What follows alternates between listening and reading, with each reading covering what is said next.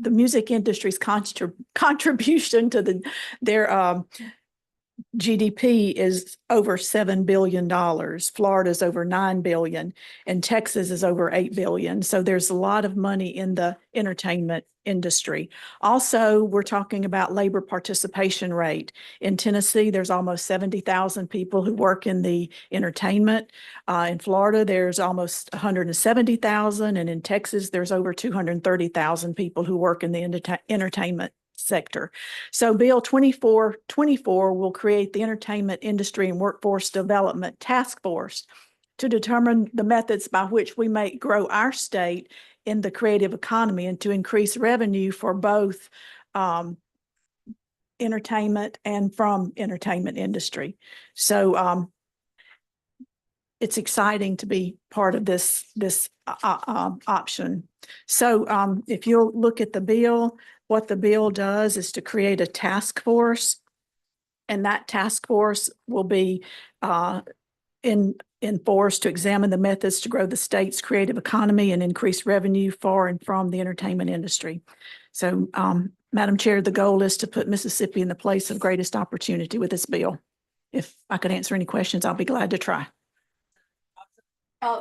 May I call on Rochelle Hicks for comments? You had mentioned something to us earlier about the plans that the tourism department is going to do in the future. Can you comment on that briefly? Yes, so this year we've adopted the brand of Birthplace of American Music, which y'all see on our state highway signs.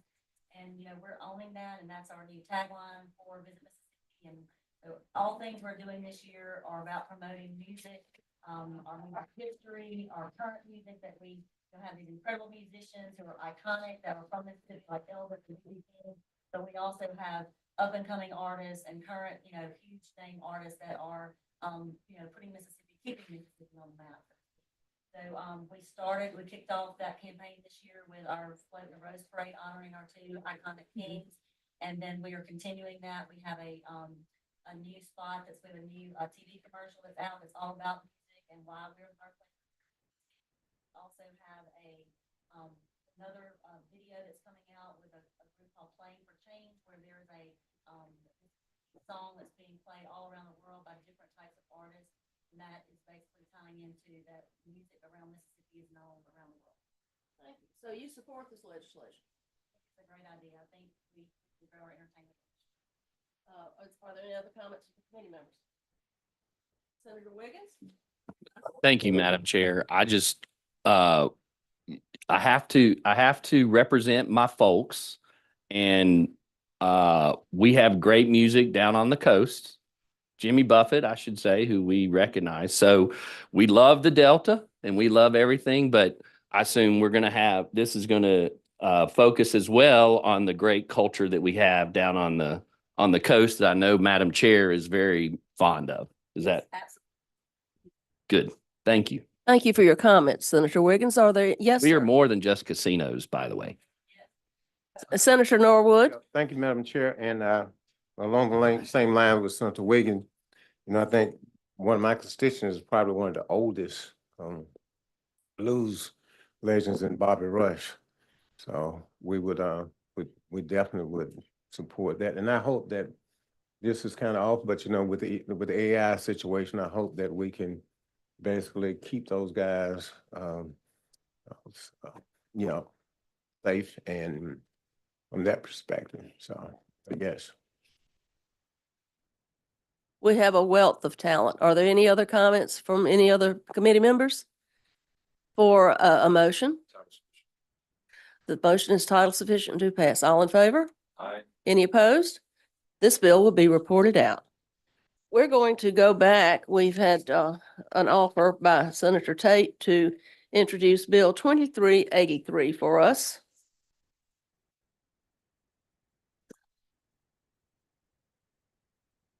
Senator Tate, you're recognized. Oh. Yeah, where's my?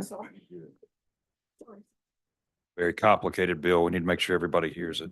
Mhm. Now, having family from Vardaman, I felt like with Senator Suber not being here, that Vardaman which is part of Senator Super's district, is considered the capital, the sweet potato capital of the world.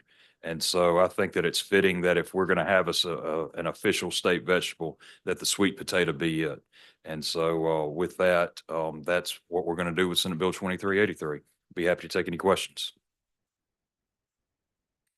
If there are no questions for a motion, Titles. Thank you. title sufficient to pass. All in favor? Aye. Any opposed? This bill will be reported out.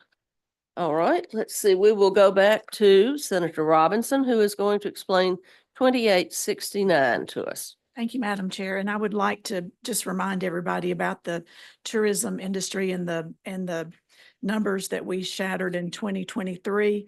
We had 43.7 million visitors, 11.5 billion in visitor spending. We had 17.5 billion total economic impact and 1.1 billion in state and local taxes. So I wanted to talk a little bit about Senate Bill 2869. And this bill, if you will refer to your bill, has to do with adding craft spirits. The first piece of the bill, it creates and defines and adds craft spirits into our native distillery language. It also allows for any native or craft distillery to distribute to any licensed retail permittees. It also allows any native or craft distillery to have a tasting room in another location in the state where such sales are legal. It also allows any native or craft distillery like wine at a festival permit. And it also allows craft distilleries to sell other alcoholic beverages in their retail establishments. And I'll be glad to answer any questions about the bill. Are there any questions from members of the committee? Senator England? Thank you, Madam Chair. Senator Robinson, does this bill allow for these Mississippi native beverages to be shipped out of state directly to customers? Do you know? I think that's covered in this bill. I don't know. I don't think so. Okay. It's- Okay, I didn't know. I hadn't had a chance to look at the bill. We just wanted to check. Thank you, Senator. Thank you, Madam Chair. As some of you may have remembered, we have a meadery in Tupelo that's been operating with some success, and that's sort of a different type of spirit than we're accustomed to. I think this just will encompass other types of beverages like that. Yes, Are there any other questions? For a motion? title sufficient to pass. The motion is title sufficient to pass. All in favor? Any opposed? All right, this bill will also be reported out. All right, our final bill today is the Senate Bill number 2883. And I am here to present this bill myself for you. There may be some questions. And so I have tried carefully to look over the bill to be sure that I can address any questions that you may have. This bill is going to authorize MDA, that's the Mississippi Development Authority, to contract with and award grants to counties for staffing the welcome centers. As you know, our current situation is that the welcome centers are staffed by people who are working 40 hours a week. They're on the PERS system, which currently we're discussing streamlining that and trying to fund it more efficiently. This legislation would allow MDA, and I'm holding up the committee sub, to contract with the counties so that the county supervisors can get local personnel to fill these welcome centers. And sometimes the best thing you can have are local people that the county supervisors and other elected officials know the best. And it might be someone who's a young person just wanting to work part-time or an older person. I think the concept behind this is that we don't need to have welcome centers staffed with 40-hour-a-week workers who are on the PERS system. This will allow us to streamline and yet still fulfill the needs of the welcome centers. In my experience, welcome centers are a place where people pull off to look for a clean restroom. And they are often hoping for a brochure that might tell them of other interesting things to see while they're traveling through the state. And as chair of tourism, I'm hoping they will ask for those brochures, but I can promise you that most people are looking for a clean facility where they could stop and rest for a few moments before traveling on down the road.